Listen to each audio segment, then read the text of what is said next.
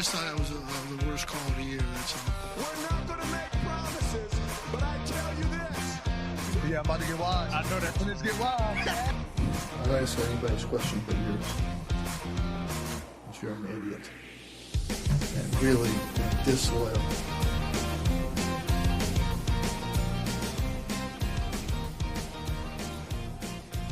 Hooray, it's not all doom and gloom in Syracuse athletics this week, for once.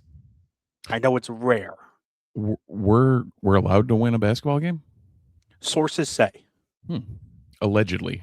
Allegedly. We allegedly won a basketball game. Nothing redacted. Let's put it that way. Yeah. Welcome to the Disloyal Idiots podcast, everyone. Christian Guzman here alongside Steve Haller. Andy Preger are not with us this week. We hope to have him back with us next week. But unfortunately, Andy missed somewhat positive week for Syracuse, which didn't start positive and then became okay-ish. Yeah. Hey, remember, guys, winning changes a lot of things. It does, but I feel like it still, unless said winning continues, it doesn't change the global conversation. So definitely not. We're definitively in the things can be two things category here, where the Orange looked good. Was that last night? Because this weekend's been a pretty rough month. Yeah, that's true. Yeah. So they looked good last night. They won game. They won a game. Yeah, I mean, and that's all you can ask for.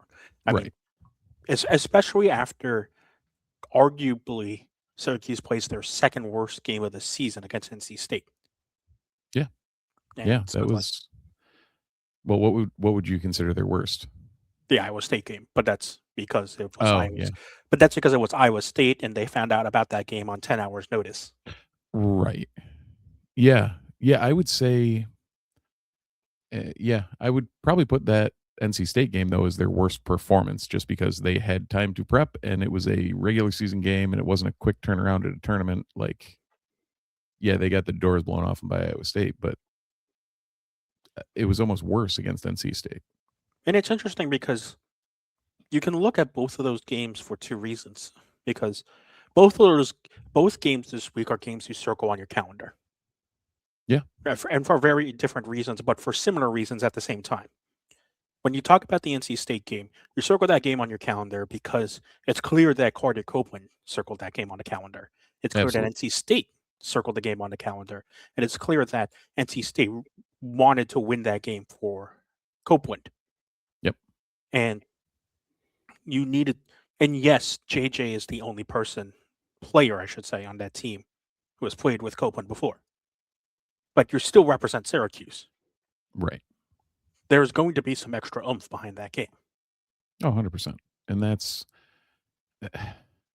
it's weird because it's not even that. As a fan, you circle that game.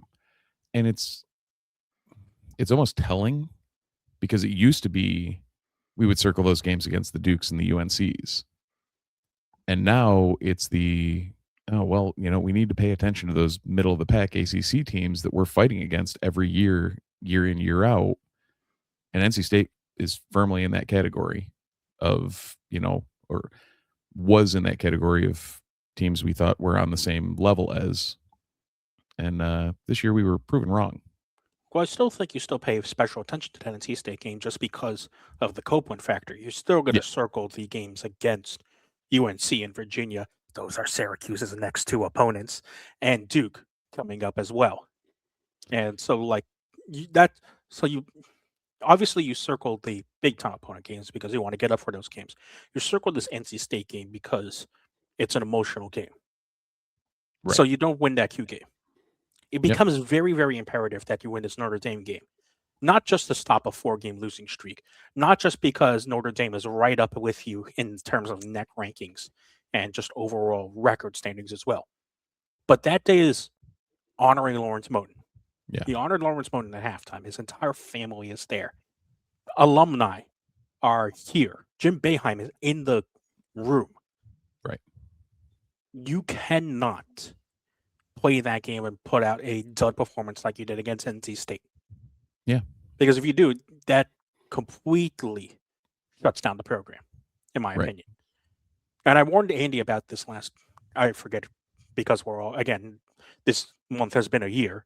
I Yep. forget if you were with us in the recording last week as I well. wasn't last week. Not last week, but so what I told Andy was, that game is the most important game because this is about honoring a program legend, and you cannot put up a bad performance like you did against NC State, against Notre Dame, on the day that you have decided that we're going to honor Lawrence Moten's legacy. And luckily, Syracuse played its most complete game of the season against a Power 4 opponent on Right. on Saturday. Now, on the flip side, that Power 4 opponent going into the game was 11-10, and not the best gauge of who we're playing against. But that But- Power 4 opponent in Notre Dame did take Virginia to 2 overtimes. Right. So, as always in the ACC, there's no cupcakes. It's just like, this team isn't quite as good as it usually is. Braden Shrewsbury decided to not make every 3 like he has done against Syracuse in the past. Right. Hold on. Random person makes bunch of 3s against Syracuse. Isn't that every week? Well, Isn't that- I again, being my job, I crunched the numbers on Shrewsbury. He's prior to the Notre Dame game this weekend, he's played 3 games against Syracuse. Yep. And he averages 19 points per game on 58.3% 3-point shooting. How does that happen? I mean, and Shrewsbury's not a nobody. Okay, he's in the No, starting not line at for all. Notre But Dame. Yeah. it's still how does he show up against Syracuse every single time? Like, there Exactly. has to be something that leads to that. The efficiency wasn't there for Shrewsbury in Notre Dame on Saturday, Right. but he still made 15 points. So, like, I mean, he was their second leading scorer. Right. So, like, but what you saw, what also led to the inefficiency, like, again, Syracuse played its most complete game. And finally, they figured out, hey, we should move the ball on offense. That was something I was going to bring up. Like, the beginning of the season, we actually did see ball movement like that for a couple of games. And then we saw nothing. And then magically, when they do it, they look good again. It's like, okay, there might be something to this concept, folks. And what also adds on to that is, importantly, what we saw at the beginning of the ACC schedule for Syracuse is that Syracuse would go up to a double-digit lead against these ACC foes. And then some point in the middle of the second half, it just tanked. Yeah. And I was expecting that to happen yesterday, too. Now, Syracuse would win some of those games, but a lot of those games also were reasons why Syracuse lost. Right. It's because they drastically decreased in second half performance. And what you saw is that offensively, what happened is that Syracuse would revert back to iso ball during those stretches in the second half. Yep. This time they continued to move the ball in the second half, which was very, very, very important. Yeah. They kept their foot on the gas, which we haven't seen all year. There's been games where they've been up, 20 points or close to it. And then magically, even if they win, it becomes a game towards the end. Yeah, those 20-point leads, suddenly with like 4 minutes to go, it's a 1-possession game. And you're like, what just happened? Yeah. Even like if they choke it down to 6 and you're like, well, how did it become a game? Like, they had this in the bag. Exactly. But, I hate to say it might be too little too late, and it might be, but, if they did figure out something and will keep their foot on the gas, then this is a very different team. This is closer to that team that at the beginning of the year, we were praising their defense instead of saying it's the worst thing since, Swiss cheese. I don't know. There's been so many different looks we've seen out of this team this year. It's very hard to put a finger on where the problem lies or what exactly is there's no one thing that has gone wrong. It's kind of been a myriad of changing circumstances. I mean, the two losses that hurt you are the Hofstra and Boston College losses. Those are the losses Right. that really, really stick out in terms of bad losses on the net. But again, I mean, to Virginia Tech's 56 on the net right now. Yep. Miami's 39, and North Carolina State is 26. I mean, what hurts for Syracuse is that you're in those games, obviously, and you feel like, at least for the first half of North Carolina State, you had a chance in those games. Yeah. Second half was a different story for the North Carolina State game, but Virginia Tech, Miami, you had a chance in those Right. games. That's why there's frustration in the Syracuse camp as well. Is that, hey, we know the talent is there, and Right. Notre Dame isn't necessarily a bad team as well. Yes, it's an 11-11 record, but it's still an 85 net rating, and Syracuse is 73. Right. So it's like the metrics figure these teams to be a bit closer than what the record says. Now, on the flip side, this is a Syracuse team. We talked about Notre Dame taking Virginia to double overtime. This is the same Syracuse team that took Houston to the wire, number 10 Houston, who's got 2 losses on the year, one coming this week, and, played probably, 5/6 of a game against number 14 Kansas. Like, it's a team that's shown they can play with good talent and that they can, play up to their opponent, but they continually also play down to their opponent. And I feel like that's been a Syracuse thing for many, many years. Oh, absolutely, and that, I mean, no more evident than this season, obviously. For Oh, no. I think what a lot of people would say. Some of the olds will go to the Mookie Watkins and Terrence Roberts and Eric Devendorf era. They would, The 2017. yeah, they would. That was very much every game. For some reason, they were close to in, and they never won. It was just, yeah. But same kind of concept this year. It's just mind-boggling where they play the game that's in front of them instead of playing their game. And what's very important about that also is an article that Sam wrote on our sister site News Magician this week about the noise consuming the program off the court, especially with so many people calling for Autry's job, Which 2 especially weeks after that ago, Miami game. right? 2 weeks ago, we're on here doing the same thing. And it's important that Syracuse has this Notre Dame game because if you want to play your best game, you've got to shut up that noise. If you want to play your best basketball, you have to do something and show something. Yeah. In order to give the fans hope. Yeah.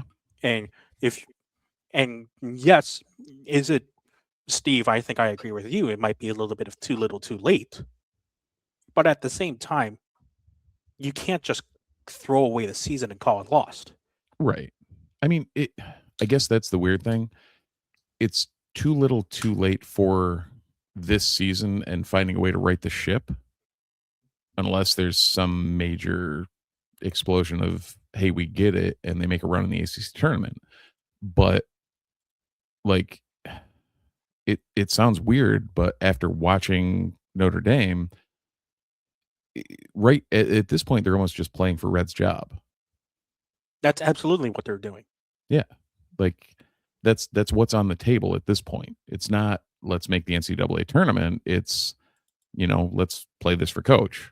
And if they find a way to turn it around and actually play this, play well down the stretch, maybe that does show that there is something with Red and that he is getting to these kids and that, it's not all is not lost in that front.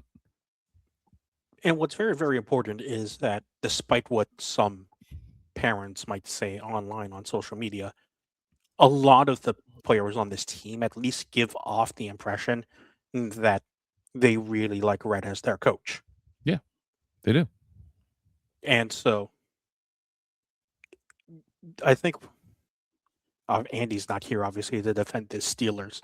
But a lot of the reporting that came out of Steelers when Mike Tomlin said he was stepping down as head coach, where a lot of the players were, heartbroken and felt like they were the ones that essentially forced Tomlin to step down, quote unquote. Right. Same thing with McDermott in Buffalo. a number of players came out and were, apparent that they loved playing for him. And were disappointed in themselves that, hey, we Right. didn't do enough to keep our head coach's job. Yeah. And that's what you hear a lot in terms of like the noise consuming the program and what that article from Sam really specified was, yes, you can say that, you like the coach, you respect the coach, and we're here to support our coach. But during that losing streak, there wasn't a lot of evidence to show that and back that up. That's why this Notre Dame game was also important, because it gave people a thread to show, hey, there is something there Right. in terms of the fight that we want this team to have. And that's kind of a strange thing too when you look. Hey, we're going to talk roster composition because we seem to all the time, no matter what the sport is on this podcast. When you look at the core of what this team has, it's a young core that has a couple of older pieces to it that were mostly transfers in, and by mostly I mean all, because JJ was technically a transfer in as well. That, yeah, I don't know. This team next year is going to look very different than what we have right now. But with Sadiq and Cayenne and, there's at least a young core they can build around. The question is whether or not what they're doing now is enough to play, if they're playing enough quality ball to keep Red on as their coach and build that core. He brought a lot of pieces in that should have fit together well. Unfortunately, it doesn't seem they did.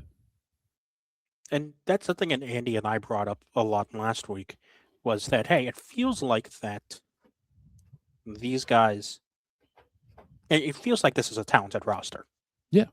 Like this, like compared to years past, there's a ton of talent on this roster. Like George, theoretically, like you're bringing in, a lot of people are excited about George because it's the first, like, quote unquote, true point guard that Syracuse has had in quite some time. Yeah. A guy who led the ACC in assists. Right. And Kyle then, was raw, but you had a guy who won a conference defensive player of the year. Yeah. Kings was supposed to be, a sharpshooter from three, which he's slowly turning into that, but didn't show it as much. I mean, Betsy's a former Gatorade player of the year. Right. I mean, even a piece like a piece of the puzzle like Betsy coming in from Cincinnati, like he fits the profile of what we're looking for and what we needed. And he's fit the role quite well at times. And then other times it's just like, okay, why is he out on the court? Yeah. And that's where it unfortunately comes down to coaching. Right. 100%. And so whether it was coaching or player instinct to just move the ball around more, was very, very important. Defensively, they did a good job of closing out on threes. There weren't too many open looks from three. There was definitely frustration you could feel from Syracuse fans, especially, and during the losing streak.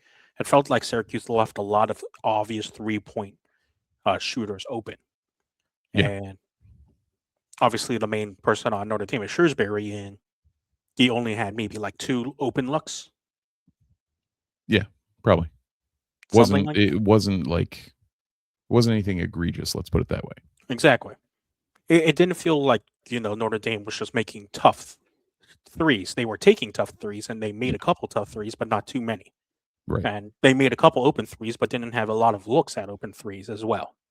Yeah. And weirdly, on the flip side, with that ball movement, we had a number of good looks that I was watching it with a couple of friends, and every time they'd move the ball well. They'd have some either skip pass or some inside out play that left them with an open three. And it's like, yeah, they missed the three, but they're playing good ball and they're actually like, it's a good look and you can't fault that. Yeah. And definitely it was something that Kevin brought up in our Slack, is that they didn't run enough plays for Kings a lot to get him to shoot, because yes, Kings wasn't shooting well from three at points, but he was only taking like 6 shots or something like that per game.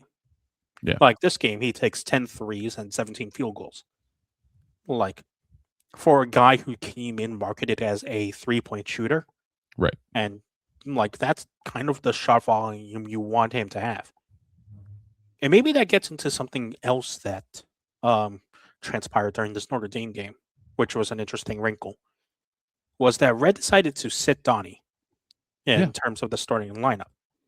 And Sadiq White starts. And yes, Donnie plays 3 more minutes than Sadiq in the end of the game.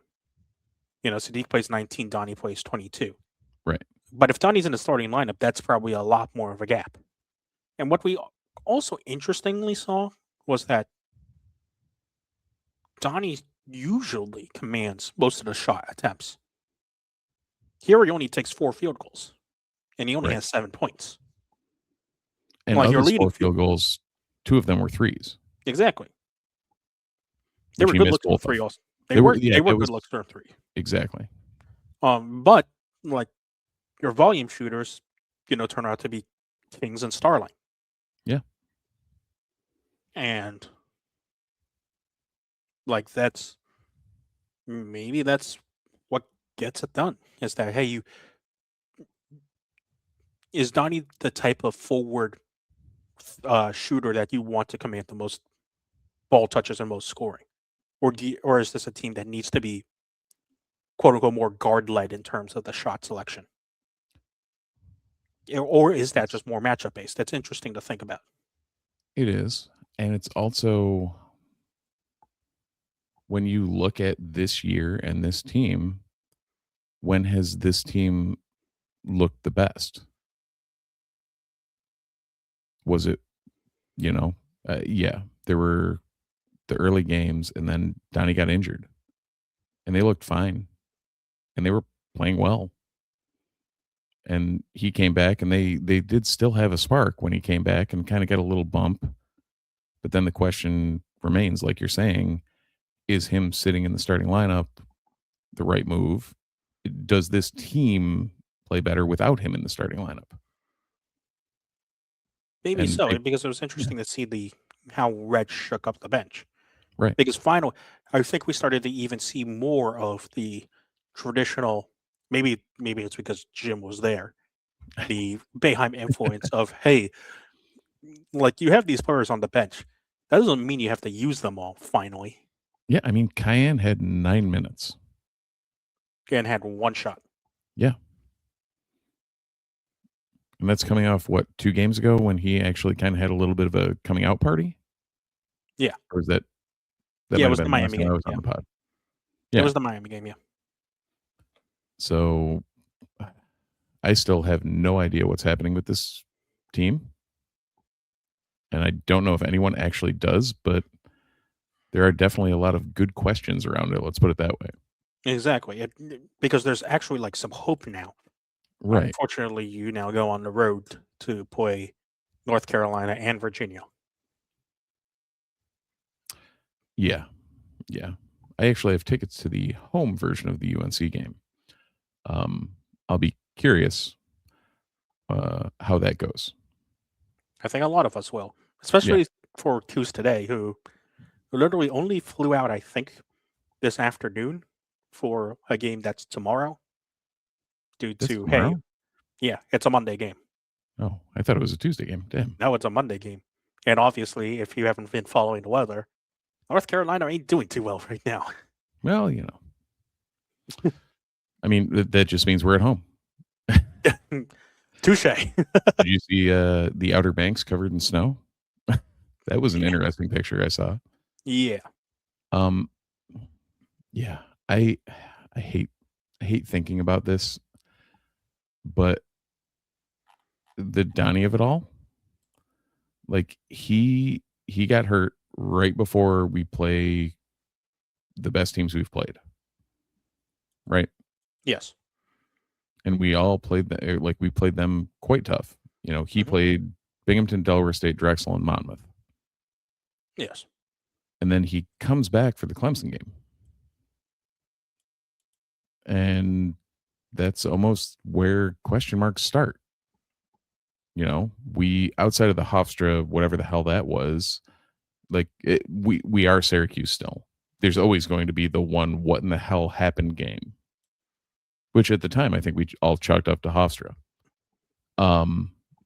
But we beat Tennessee. Iowa State thumps us, but we hang with Houston all the way to OT. We play with Kansas most of the game until free throws late take it away. And, there's a couple of really good runaway wins. There's a couple of like solid performances against warm-up teams. And then we lose to Clemson. Now, what I will say is, to push back a little bit on that, is that with Donnie out of the lineup, the offense looks significantly worse. It did. But the defense looks significantly better. Yeah, and we were also playing lesser competition. Yes. At that point, I mean, the Stonehill of it all, but the defense looked a hell of a lot better against Houston and Kansas and Iowa State. Yeah, I'm not. Beginning of the year, that's what we thought was going to be the strength. Yeah, and I wouldn't say that, and defensively, I wouldn't say that was a Donnie being out thing. Yeah, that's where I would push that back about that as well, because I think we all knew what the issue was when it showed up. It was hockey line changes and zone. Yeah. And having the wrong guys out there at the wrong time for defense. Yeah. I don't know. It's just it's been I've watched a hell of a lot of Syracuse basketball, and this has been one of the weirdest seasons I have seen. No, absolutely. Because you would think normally by this time of the year we have quote unquote Syracuse figured out. We will know what the Syracuse team is going to be. Yep. But until this Notre Dame game, it felt like if one area of the team gets better, another area gets worse. Right. I mean, if that area gets better, then the other side drops. Yeah. I mean, this is usually at this point in the year, we're at the Dennis Green stage of they are who we thought they were. But we're not letting them off the hook this time. No, especially not going into UNC and Virginia. No. Are they? So they're away at UNC and then away at Virginia. I'd assume flying back and then flying back out for a Saturday game at Virginia. Yeah. That's going to suck. Yeah. At least Cal's at home. That'd be a real hell of a stretch if they had to go at Cal right after that. Man, that would be horrific.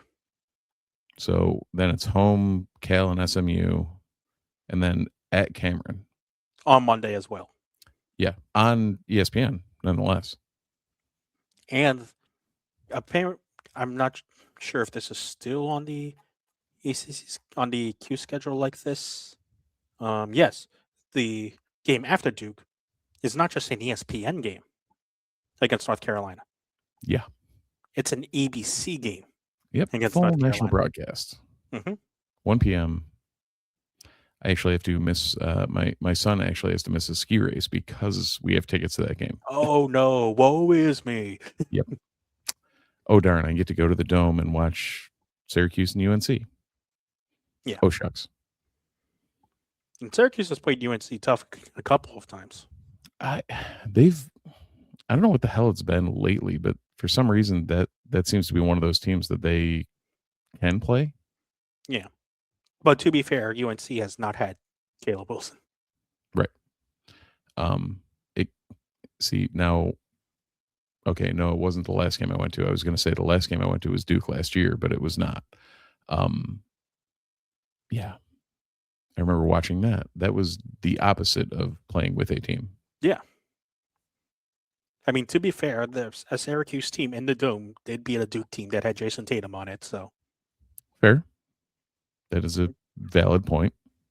That did happen. So, there is some hope.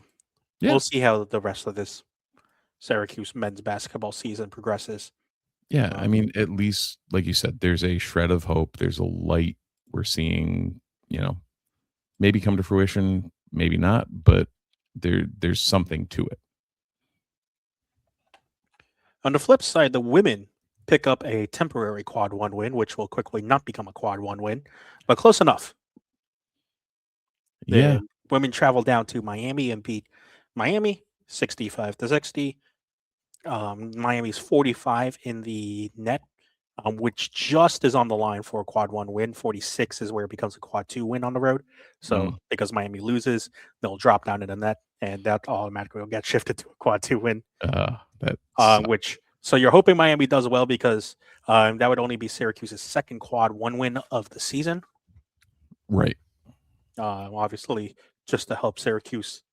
But again, this is something that Andy and I talked about. That's one of the games that you really, really needed to win, because you're gonna face off against 3 more quad 1 teams on the season. And if you can defeat, you're gonna face off against 3 quad 1 teams and another borderline team in Clemson in terms of quad 1 status. That's a huge win for Syracuse, because then it feels like, based on ESPN bracketology, as long as you clear up the sure wins, the 2 wins at Boston College and the win at Pitt, I think Syracuse gets into the tournament. Yeah. No, because then you're not fully relying on trying to beat very good Louisville and NC State and Notre Dame teams and Clemson. No, but I wouldn't. After taking UNC to overtime, I would not be surprised if they sniped one of those. Absolutely, yes. No, I wouldn't be surprised about that either. Because that's, UNC's what, 22 in the net right now. Yes. Obviously, I believe that will change. When do they update that? They usually update next day. Okay. So that's one of the running ones. Yeah. All right. Yeah, we're still sitting at 40, and it's an uphill road to climb. But ironically, that Syracuse game was UNC's last game. They play tomorrow is their next game. How? Wasn't that like 2 weeks ago? No, that was last Sunday. Yes. Yeah. Oh yeah, because you guys probably would have touched on it on the pod. Mm-hmm. Yeah. So it was like, wait, I didn't talk about it. Oh wait, I wasn't here last week. That makes sense. Yeah. So Syracuse right now, according to Charlie Cream from ESPN on his bracketology, Syracuse is still an 8 seed. Oh, okay. Like, you're in a really. That's why I say for Syracuse, like, there's yes, do you want to win those key games against Clemson, Louisville, NC State, and Notre Dame? Yes. But as an 8 seed, I feel like you're feeling in a pretty good spot. Right. And like you said, as long as they take care of business, if they drop something to, number 250 Boston College, that might be a little bit of a down on the resume. Don't look at Boston College's women's basketball record. Oh, I am. It's 4-19. That's 4-20 now. Okay. As of yesterday, it was 4-19. Yeah, they just lost to Georgia Tech today. Who we beat by what, 30?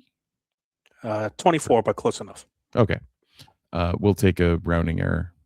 Yeah, so you play BC and then you go to Louisville. Or no, you go to BC and then you come back home and play Louisville. So yes. That's at least slightly better. Mm-hmm.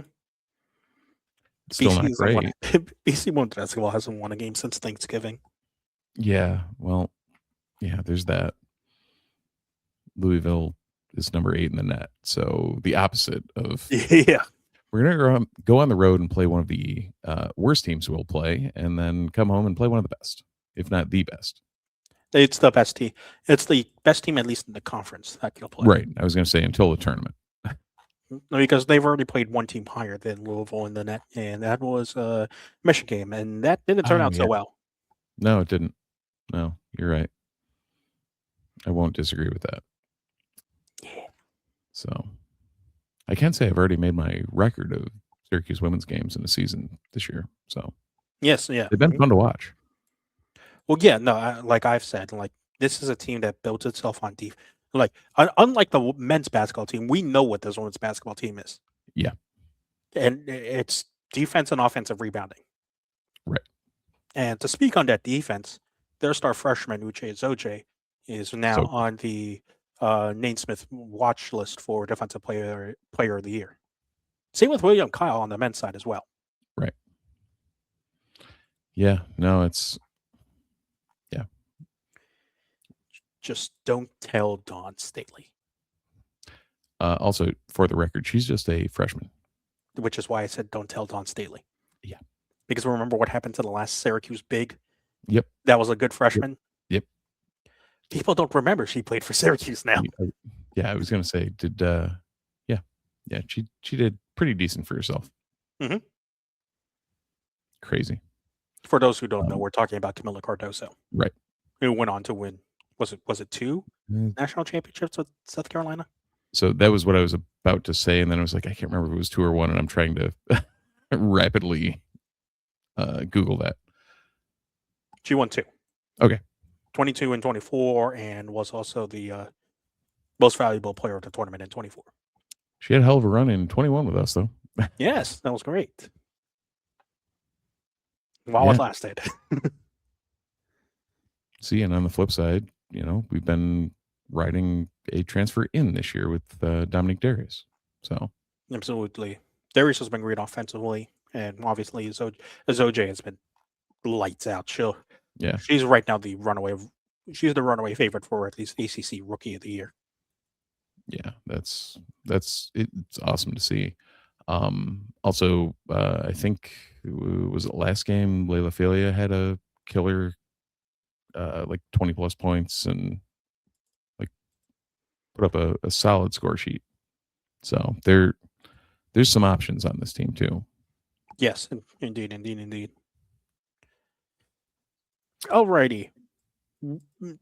It wouldn't be a podcast with us if we didn't talk schedule. And yes, that happened this week. Trademark.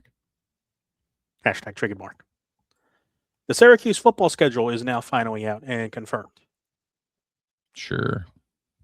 And we all quote unquote soft knew what the teams were, but we didn't like fully know it until the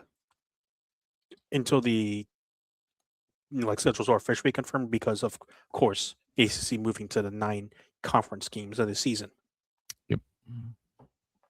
So, for those who are watching on the YouTube VOD, I'm pulling up the actual schedule on screen now so you can look along with us.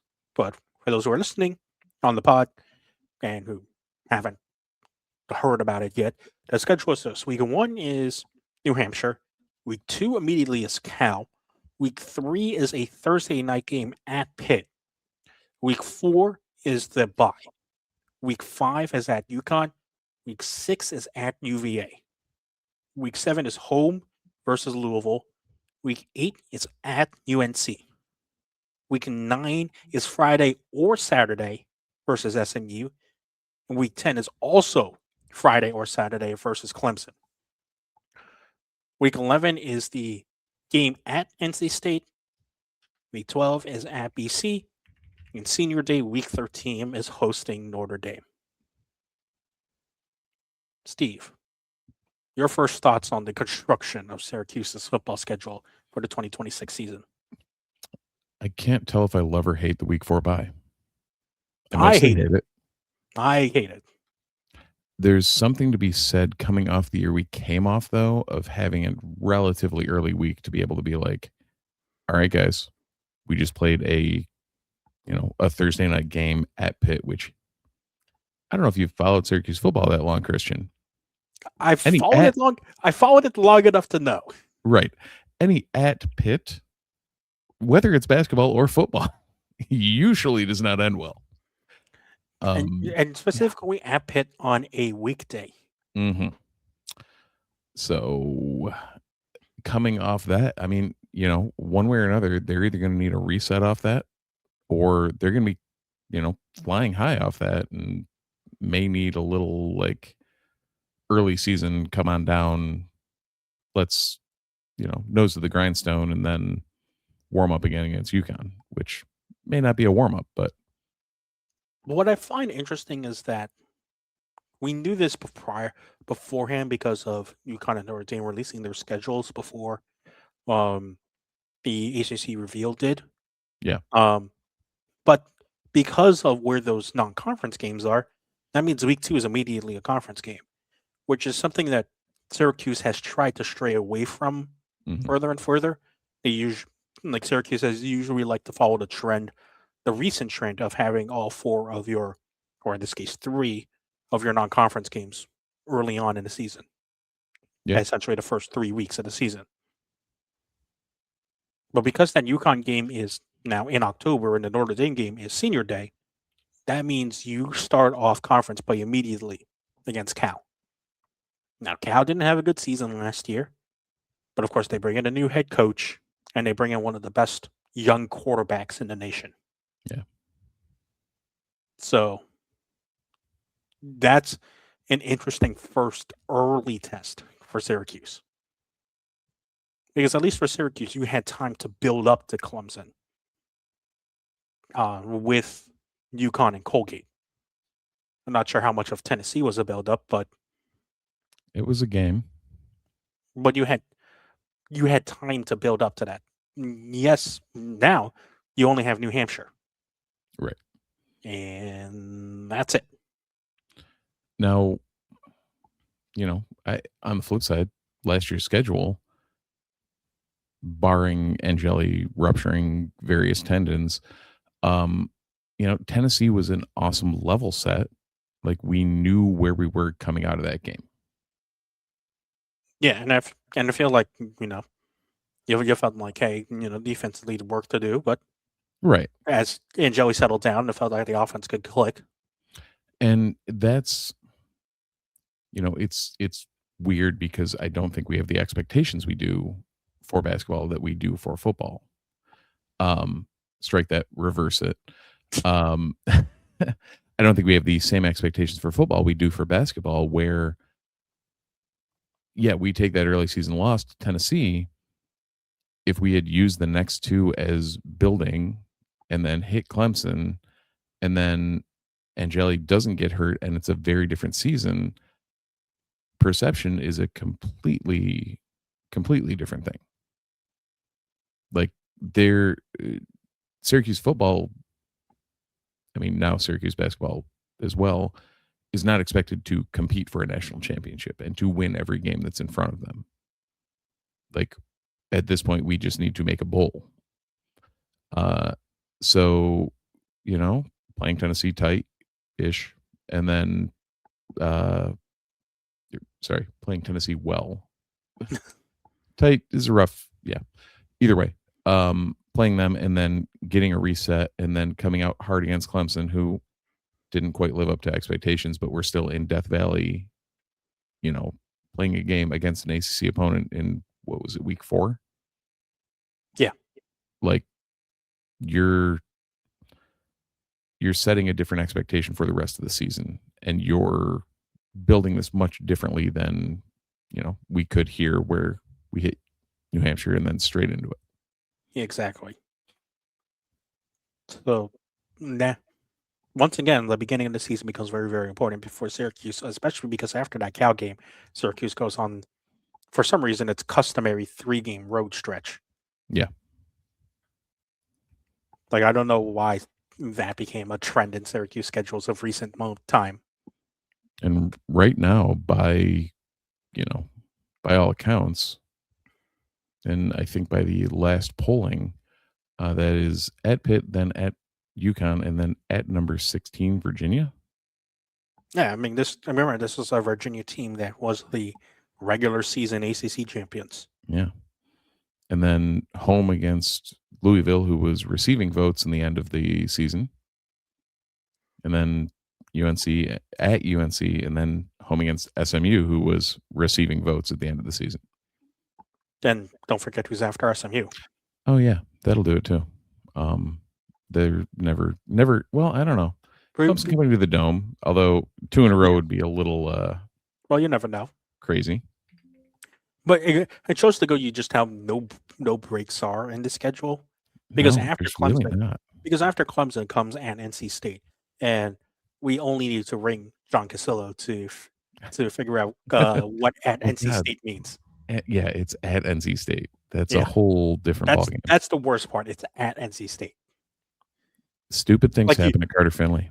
you think stupid things happen at Pitt. Stupid Right. things happen in Raleigh. No, depressing things happen at Pitt. Stupid things happen at Carter Finley. Porque no los dos. Fair. All right. You know it's up to us three to keep Porque no los dos in the lexicon. 100%. So many people are just not privy to El Paso tacos. Well, they should be. Absolutely. Taco seasoning for life. And then, I mean, after the at NC State game, you go at Boston College. Right. Syracuse lost at Boston College the last time they went there. Let's not talk about that. Syracuse is on a 2-game losing streak to Boston College. You know, that game week before Thanksgiving, like maybe I try and make it a road trip. And then you scramble back home to see Senior Day against Notre Dame. On Thanksgiving weekend with no students. Exactly. And the Senior Day thing is interesting because also usually Syracuse likes to schedule Senior Day against a Boston College or a quote-unquote middle-of-the-pack ACC team. Like the only other exception to that rule I think I can think of in recent memory has been Miami. Yeah.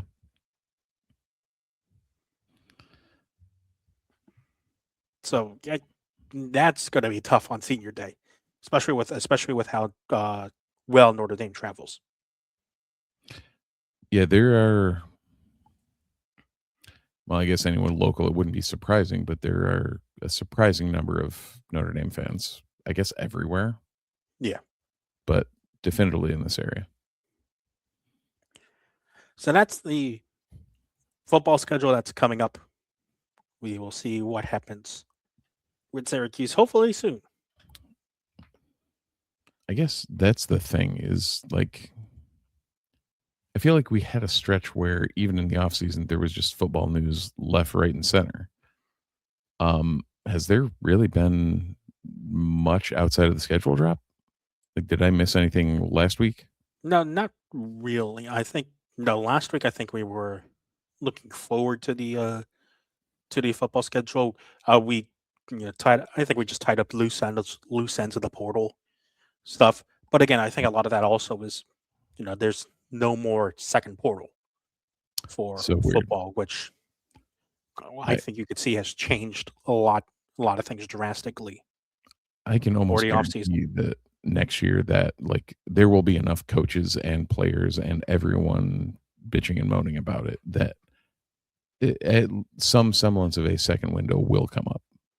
Yeah, either that or you just have to put the portal. I know it's tough with ad drop deadlines and everything, or you just have to open the portal after the playoffs end. Yeah, I mean, look at what did we figure out? SU's was like the 21st they had to be in by. Mm-hmm. So it was like, yeah, there are people in the portal, but technically, if they want to actually get in for the spring semester, they had like 3 days after the portal closed. Exactly. Yeah, portal rules are going to be tough. It will be. I'm a supporter of the Dan Lanning proposal of just have games every Saturday. Why not? Like, you would just make things so much simpler. Yeah. Move it along a lot faster instead of waiting what it feels like an eternity between playoff games. Yeah. There's a lot of changes that could happen that won't happen. Yes. Most likely having to do with various sponsors and money and whatnot. But obviously. Yeah. I don't know. Finally, we wrap things up today with the return of everyone's favorite spring sport, men's lacrosse. Is true. For it being like one of 5 men's lacrosse games that took place this weekend. Yeah. And I'm not sure if you saw on Twitter, Steve, like almost a large majority of games got either relocated or canceled or postponed because of the weather that was happening in the Carolinas and Southeast region. I mean, one of my buddies in Florida sent me a picture that said it was 24 down there, and I was like, yeah, okay, cool. That's Exactly. fine. We That- plan that. we We would- planned it up here. What the hell are you doing? We would kill for 24 up here right now. Right. Yeah. Maybe it some of the was- snowbanks would actually have a chance of melting. Right. The wind chill was what, negative 11 this morning, I believe. You would know better than me. I decided to sleep in through the morning wind chill. I was walking my dog, and like halfway around, I was like, yeah, didn't put enough clothes on. Yeah, Because, well, we're in Syracuse. obviously. But inside the dome, it's always 70 and sunny, as Syracuse pointed out on their social media pages. That's great. And Syracuse gets the win, 13-6 over a ranked Boston University team, 16 or 7, depending on which polls you look at. And a good, tone setter for Syracuse. Offense probably still looks like offense still needs to find a little bit of groove. Even though Joey Spallina did have 5 points, but defense held very, very strong, which is a very good sign. Against a Boston team that had some really good, talented offensive weapons as well. Yeah, they're going to have to do some work with this schedule, though. I know, yes, this is the Disloyal Idiots / former Troy Nunes podcast. For a decade at this point, we've been talking schedule no matter what the sport. Like, this lacrosse slate is just stupid, isn't it?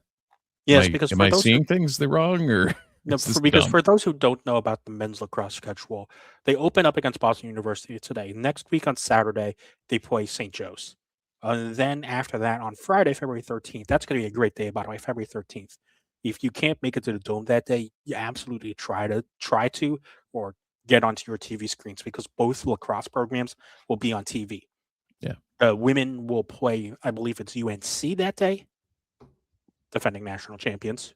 Right. And Syracuse will play Maryland, the team that knocked Syracuse out in the Final Four this year, And past is year. currently ranked number 1.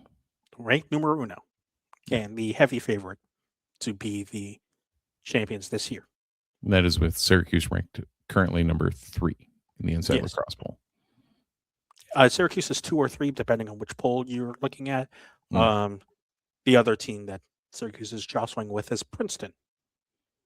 Which is weird because looking at the Inside Lacrosse Bowl, Cornell, who is also on Syracuse's schedule, and Christian Cornell was may not or on may not know Syracuse's well. schedule.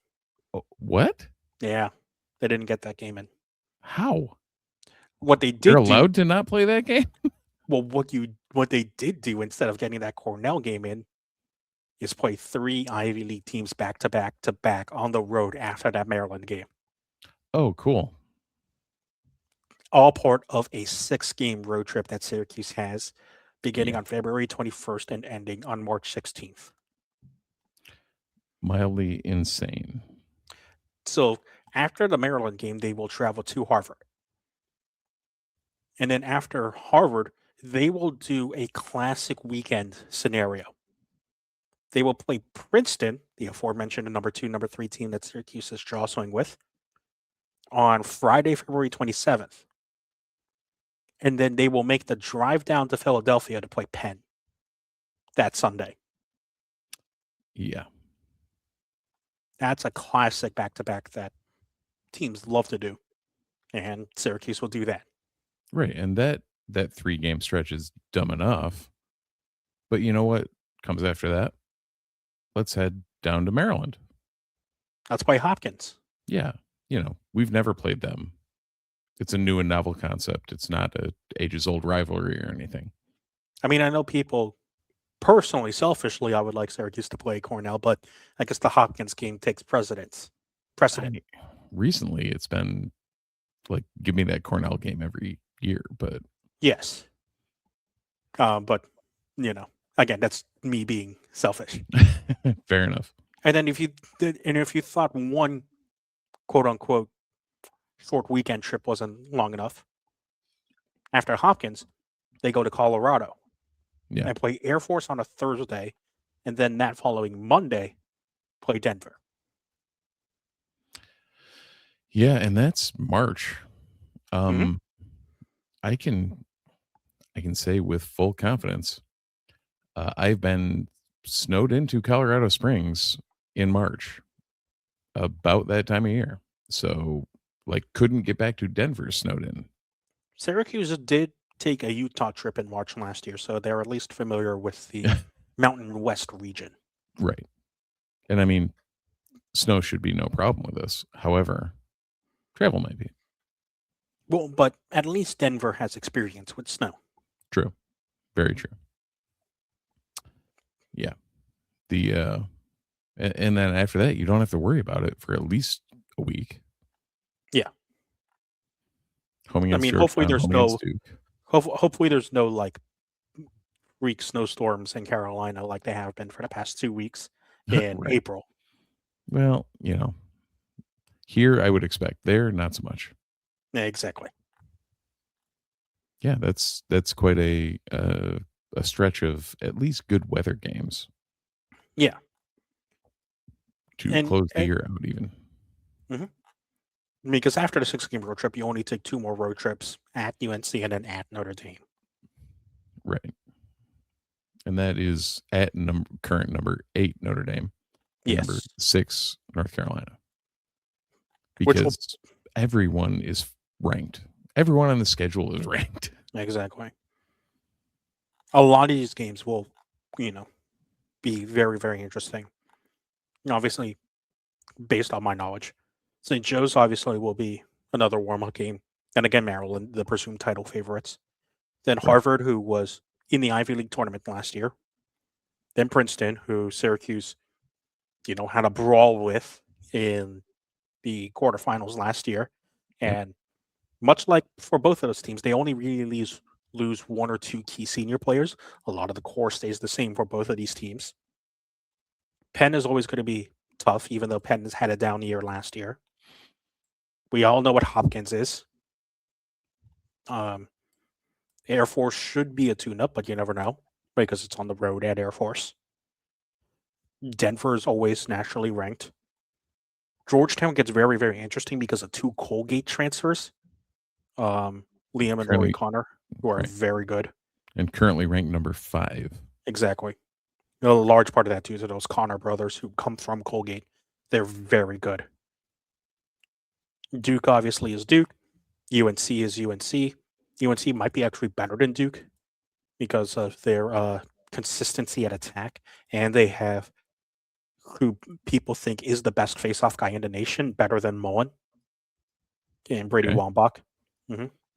And in recent years, we've found out exactly how important a Fogo is. Exactly. UVA is, in recent years, the lone sheep out of the ACC teams. Meanwhile, they're currently ranked number 14. Exactly. But in the ACC, that is disappointing. Oh, 100%. Because then you got Colgate, and then you have Notre Dame, who has probably the best defense in the nation. Yeah. And depending on who you ask, the first or second best defender in the nation. Crazy.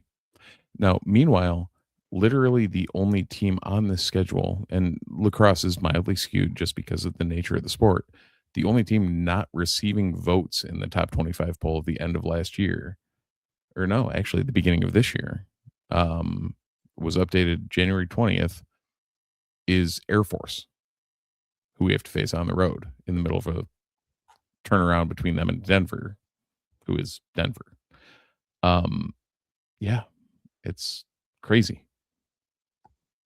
Like, this is a stupid schedule. But because the ACC is the ACC and doesn't have an auto bid, you kind of have to schedule this. Syracuse needs to stay within the top 5 to stay comfortable. Yeah. That's just how it goes. And interesting enough, let's end it with this. Every team has a slogan nowadays. Football at start. Syracuse football defense, it's 11-1. And for Syracuse men's lacrosse, it's burn the boats. So in the Slack, I saw that there was a quote unquote slogan. I've been too busy to click the link and figure out what it was. What in the hell is that referencing? This comes from John O'Dearna, who showed a speech from Spanish explorer Hernan Cortez back in the 1500s. Okay. And he famously ordered his men to burn their boats as a sign of no retreat before going into battle. All right. Which, if you read between the lines, for Syracuse men's lacrosse, no retreat. You're going into battle. And the only way you'll be satisfied is if you win the title in May. There's no plan B. Why not? Full send. Just, it's what you got. And that's what faces Syracuse with one of its best recruiting classes in recent memory, all being seniors right now. This is Syracuse's best chance in quite some time to win a national championship. And it's a big ask to go up against the talent that's in lacrosse right now to win said national championship. I just sorted the roster by seniors. Yeah, I did not realize all of them were seniors now. Obviously, it's led by Spallina. Right. But Finn Thompson's a senior. Yep. Michael Leo is a senior. Mm. I believe Moen is also a senior. He might be a junior. I think he's a junior. Billy Dwan is a senior. Jimmy McCool is a senior. Yep. Riley Figueres is a senior. Key players on this team are seniors. This is your chance. Who did we have the question mark around? Moen.